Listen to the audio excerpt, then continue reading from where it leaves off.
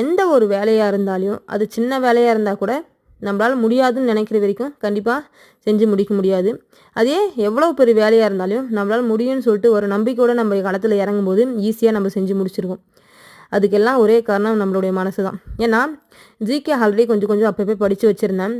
சரி, தமிழ் மட்டும் அப்பப்போ கொஞ்சம் கொஞ்சம் ரெகுலராக படிச்சிடுவேன். ஜிகே வந்து புக் எடுக்கிறதே கொஞ்சம் கஷ்டமாக இருக்குது அப்படின்னு சொல்லிட்டு அப்படியே போடா நாளைக்குன்னு சொல்லிட்டு தள்ளி தள்ளி போட்டே இருந்தேன்.